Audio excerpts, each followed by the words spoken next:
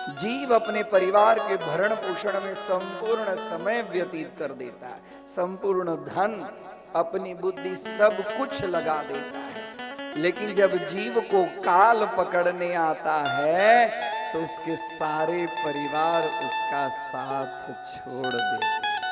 बोलिए राधे राधे, है ना। मगर मतलब काल, और काल जब पकड़ता है तो सबसे पहले उसके पांव को पकड़ता है।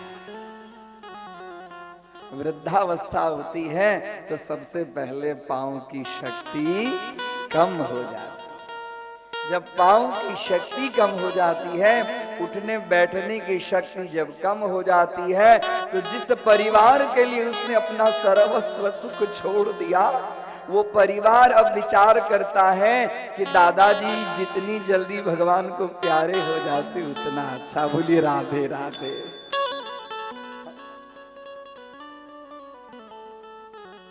अब दादाजी को लगता है कि इन बच्चों के लिए मैंने बैंक में कितने लाख डिपॉजिट किए, आज वो बच्चे अब मेरे पास में बैठने की इच्छा नहीं रखते।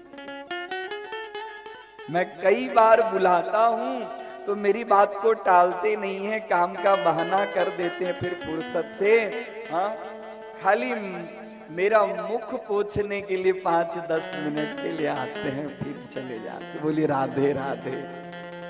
है ऐसी बात होती है कि नहीं होती है? अरे हाँ या ना तो बोलिए, नागपुर में नहीं होती होगी, होती है। ये हमारे आपकी कथा है, कि गजेंद्र की कथा नहीं, इस जीव की कथा है। जीव जिस परिवार के भरण पोषण के लिए जितना करता है, जब दुख आता है, संकट आता है, तो वह परिवार उसको छोड़ देता है। इस कथा से क्या सीख मिलती है?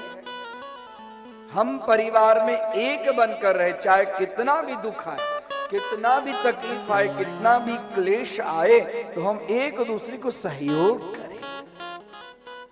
उस अवस्था में, ऐसे समय में उसको वृद्धावस्था में मन कोमल हो जाता है, सरल हो जाता है। उस समय लोगों की कठोर वाणी बर्दाश्त नहीं होती, इसके लिए अश्रुपात जल्दी निकल जाता है। वहां पर बैठे उसको पूछो, उनको अब धन की कोई जरूरत नहीं है, उन्होंने कमा के रख दिया है आपके लिए। उनके पास में बैठिए, थोड़ा सा उनकी पग चंपी कीजिए, चरण चमची कीजिए। दादी, हम लोगों के लिए तूने कितना कष्ट उठाया। उनके पास बैठिए, 2 मिनट 5 मिनट बैठेंगे ना, उनका पूरा दुख हल्का हो जाएगा, और उनके अंतर का आशीर्वाद आप लोगों को लगेगा, परिवार को लगेगा, और परिवार आगे बढ़ेगा। जिस घर में कलयुग का निवास होता है, उस घर में इच्छा होती है कि दादाजी कितनी जल्दी चले जाए। वृद्धों की सेवा करें, संत जनों की सेवा करें, माता पिता की सेवा करें। ये है भागवत की कथा।